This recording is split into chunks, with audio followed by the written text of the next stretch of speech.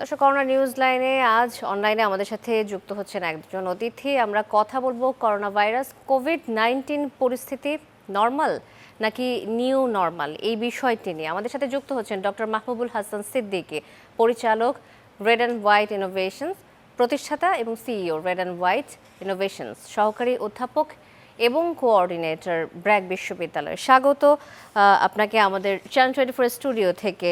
নিশ্চয়ই শুনতে পাচ্ছেন ডক্টর মাহবুবুল হাসান সিদ্দিকী। আমরা বর্তমানে যে পরিস্থিতি দেখতে পাচ্ছি করোনার, আসলে অনেকটা সময় আমরা পার করেছি, 1.5 বছরেরও বেশি সময় আমরা পার করে ফেলেছি, অনেক মৃত্যু দেখেছি, কিন্তু বর্তমানে যে পরিস্থিতি দেখছি, মৃতের সংখ্যা, প্রতিদিনের যে মৃতের সংখ্যা সেটি কমে যাচ্ছে এবং আক্রান্তের হারও আমরা কমতে দেখেছি, 5% নিচে নেমে এসেছে এটি দেখছি। আমরা কি পরিস্থিতি ভালোর দিকে যাচ্ছি এটা বলতে পারি কিনা, কি মনে হয় আপনার? জি, thank you very much. First of all thanks for having me.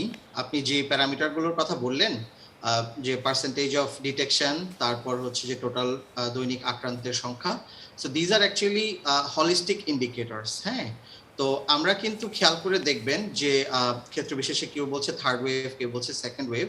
So প্রতিটা ওয়েভ মানেই হচ্ছে যে এর আগে কিন্তু আমরা মিনিমাম 2টা ওয়েভ কিন্তু শেষ করে এসেছি। হ্যাঁ, তো ওয়েভ শেষ করে আসার অর্থ হলো ওই ওয়েভগুলো কিন্তু ডিক্লাইন করেছিল, ওখানেও আপনার শনাক্তের হার কমেছিল, তো টোটাল শনাক্তের সংখ্যা কমেছিল। সো যদিও আপনি যেটা বললেন যে এখনকার যে ইন্ডিকেটরগুলো আছে, these are all good indicators এবং ইট ইন্ডিকেটস যে আলটিমেটলি আমাদের পরিস্থিতি এখন ভালোর দিকে, বাট এই ট্রেন্ডটাই যে আপনার পারপেচুয়েটেড হবে অথবা এই ট্রেন্ডটাই যে মানে সারা বছর বজায় থাকবে, লং টার্ম বজায় থাকবে, সেই গ্যারান্টি কিন্তু কেউ দিতে পারছে না। হ্যাঁ, আর একটা জিনিস আপনি খেয়াল করবেন যে এটা ঠিক, মানুষজন অনেক দিন ধরেই কিন্তু আসলে এই করোনা মহামারীর কারণে বিপর্যস্ত জনজীবন এবং হলো মানুষের সব দিক থেকেই খুব কষ্টে আছেন। তো যে কারণে এখন যেহেতু পরিস্থিতি ভালোর দিকে আসছে, সবাই কিন্তু একটা বাঁধ ভাঙা পরিস্থিতির মতো তৈরি হয়েছে আর কি। হ্যাঁ, তো এই যে পরিস্থিতি, এই যে অতি আনন্দ অথবা আবেগ, এই আবেগের কারণে কিন্তু আবার কিছু বিপদ ঘটতে পারে। যেমন আপনি আজকের বেশ কয়েকটা নিউজে আমি দেখছি, বিশেষ করে প্রিন্ট মিডিয়াগুলোতে বা সোশ্যাল মিডিয়াতে এটা সার্কুলেট করছে খুব বেশি, যে ক্লাস 10-এ পড়ুয়া একটা মেয়ে মারা গিয়েছে, না মানে আজকে বা গতকালকে মারা গিয়েছে। ক্লাস 8-এর আরেকটা মেয়ে, সে স্কুলে গিয়েছিল, একদিন স্কুলে গিয়ে ইনফেক্টেড হয়েছে। সো আমার মনে হয় কি এই একটা দুইটা ঘটনায় কিন্তু আবার জনজীবনে প্যানিক সৃষ্টি করছে। সো ওভারঅল আমরা যদি বলতে চাই, তাহলে ইন্ডিকেটরগুলো অবশ্যই ভালো, কিন্তু আলটিমেটলি এখনো পর্যন্ত আমাদের একেবারে হাল ছেড়ে দেওয়ার বা একেবারে নর্মাল লাইফে চলে এসছে এই কথা বলার কিন্তু কোনো সুযোগ নাই।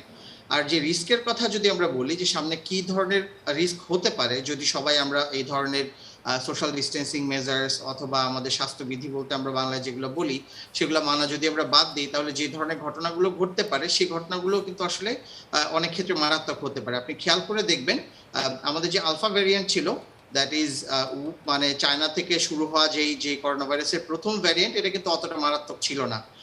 আমরা ধরে নিয়েছিলাম মোটামুটি আমরা কিন্তু প্যান্ডেমিক মানে ক্রস করে ফেলেছি। তার মধ্যে হঠাৎ করে আবার এই বেটা এই ডেল্টা ভ্যারিয়েন্টটা আসলো ইন্ডিয়া থেকে, এবং উই হ্যাভ আন্ডারস্টুড যে এই ডেল্টা ভ্যারিয়েন্টটা আগেকার ভ্যারিয়েন্টগুলোর চাইতে অনেক বেশি ইনফেকশাস এবং অনেক বেশি আপনার ডেডলি। তো এখন প্রশ্ন হচ্ছে যে ভবিষ্যতে এই ডেল্টা ভ্যারিয়েন্টের মতো আরো কোনো ভ্যারিয়েন্ট আসতে পারে কিনা, বা এর চেয়েও আরো ডেডলি কোনো ভ্যারিয়েন্ট আসতে পারে না। The answer is very much yes.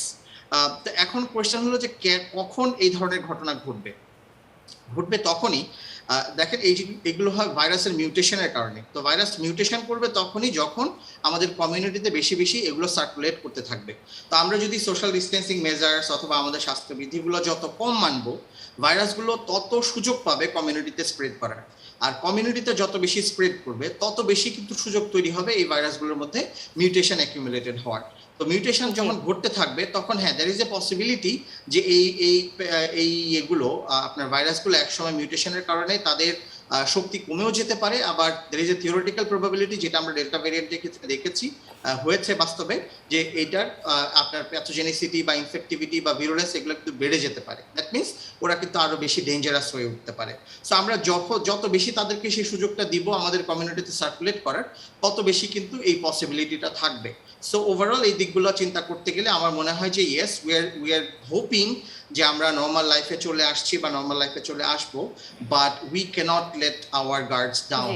আমাদের কিন্তু অবশ্যই ওই সতর্কতাগুলো মাথায় রাখতে হবে, যে যাতে করে ভবিষ্যতে আরো খারাপ ধরনের কোনো ভাইরাসের।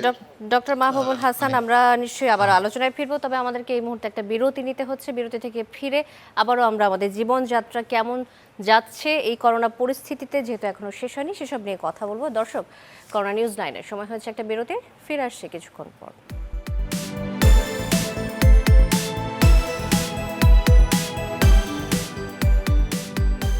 দর্শক, আপনারা দেখছেন করোনা নিউজ লাইন। আমাদের সাথে আজ অতিথি হিসেবে অনলাইনে যুক্ত আছেন ডক্টর মাহবুবুল হাসান সিদ্দিকী।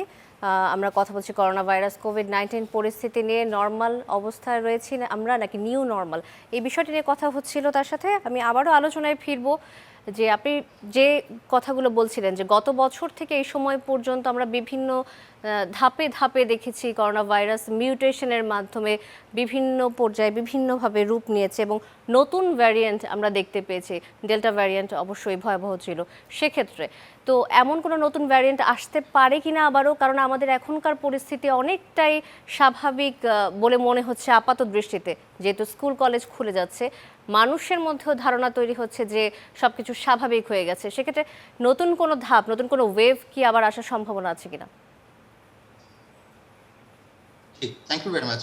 প্রথম কথা হচ্ছে যে এই নতুন ওয়েভ আসার সম্ভাবনা আছে কিনা, বা ভবিষ্যতে যে মিউটেশনের কথাগুলো আমরা বলছি, এই কথাগুলোর কিন্তু কোনো সার্টেনটি নাই। No one can tell in advance যে এটা আসবেই, রাইট? সো এমনও হতে পারে যে the worst part is already over, আবার এমনও হতে পারে the worst is yet to come. তো সেই জন্য আমাদের এখনই আসলে হাল ছেড়ে দিলে হবে না।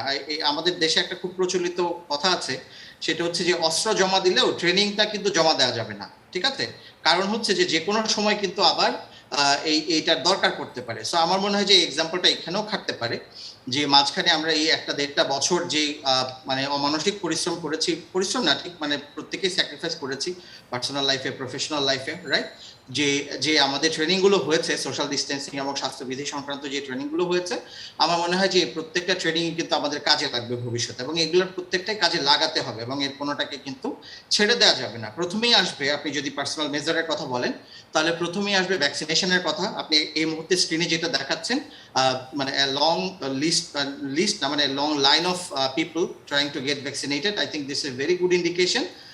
আমার মনে হয় যে natural infection confers a very good level of immunity, but at the same time আপনার যে ভ্যাকসিনেশনের মাধ্যমেও দেখা যায় যে আপনার ইনফেকশন পুরোপুরি প্রিভেন্টেড না হলেও সিরিয়াস কেস কিন্তু প্রিভেন্টেড হওয়ার একটা ভালো ইন্ডিকেশন। অনেকেই কিন্তু এখনো ভ্যাকসিনেটেড হননি, বিশাল একটা অংশই এখনো আমাদের ভ্যাকসিনেটেড হননি, এমন সংখ্যাটি আসলে বেশি। সেক্ষেত্রে তাদের আর কি প্রিকশন তারা নিতে পারে এই পরিস্থিতিতে, কি বলে মনে হয়? এক্স্যাক্টলি। প্রথম কথা হচ্ছে আমাদের হাত গুটিয়ে বসে থাকলে হবে না। আমাদের এখন পর্যন্ত মাত্র 12% মতো আমরা, মানে 12% ডাবল ডোজ আমরা দিতে পেরেছি 9% মতো, রাইট?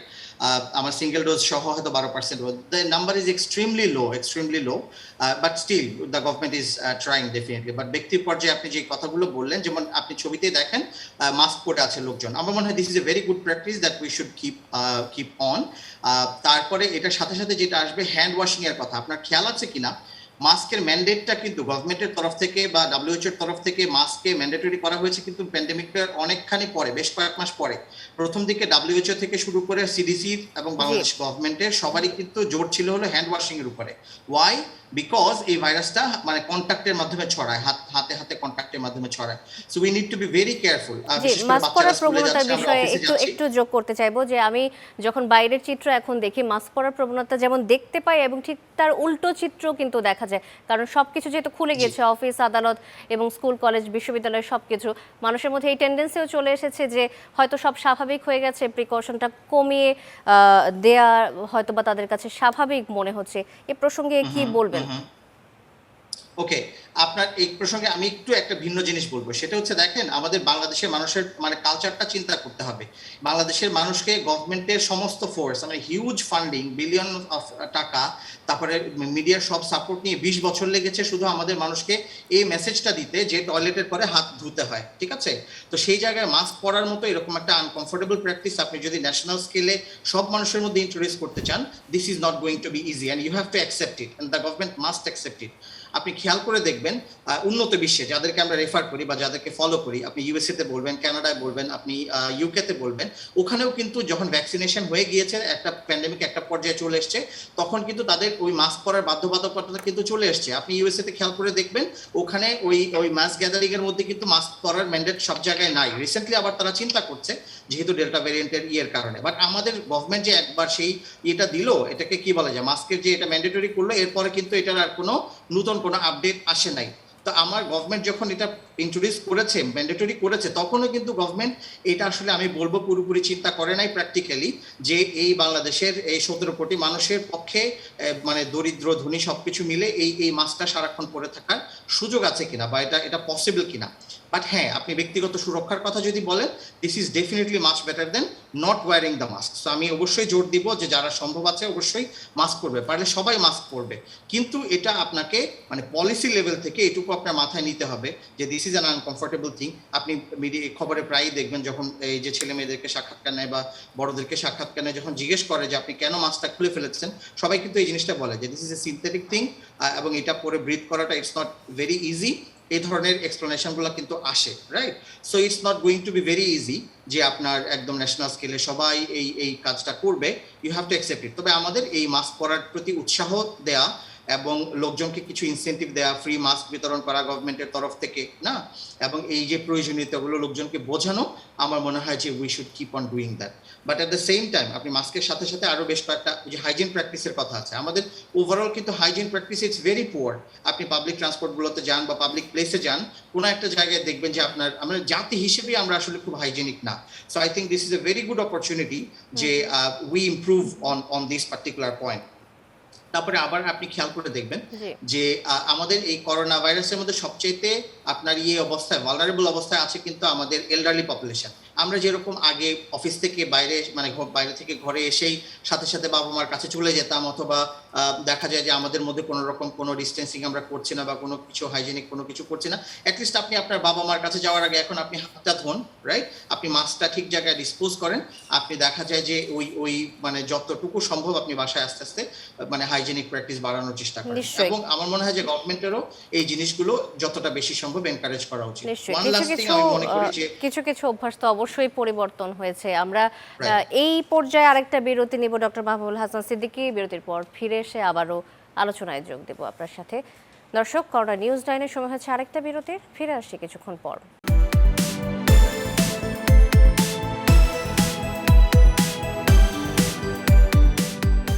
দর্শক, আপনারা দেখছেন করোনা নিউজ লাইন, সাথে থাকার জন্য ধন্যবাদ সবাইকে। আমরা কথা বলছিলাম করোনা ভাইরাস পরিস্থিতি নিয়ে, কোভিড-19 কী অবস্থায় রয়েছে বাংলাদেশে, সেসব নিয়ে কথা হচ্ছিল। আমাদের অতিথি যুক্ত আছেন অনলাইনে ডক্টর মাহবুবুল হাসান সিদ্দিকী, তার সাথে কথা হচ্ছিল। এই পর্যায়ে জানতে চাই যে করোনা মহামারী আসলে শেষ হয়ে গেছে, এটির বিপদ যে শেষ হয়ে গেছে তেমন তো বলা যাচ্ছে না। এই মহামারী আরও বাড়তে পারে এবং পরবর্তীতে হয়তো নতুন কোনো মহামারীও আসতে পারে। সেই পরিস্থিতি মোকাবেলায়, নিউ নর্মাল চ্যালেঞ্জ মোকাবেলায় বাংলাদেশ কতখানি প্রস্তুত বলে আপনার মনে হয়? Thank you very much.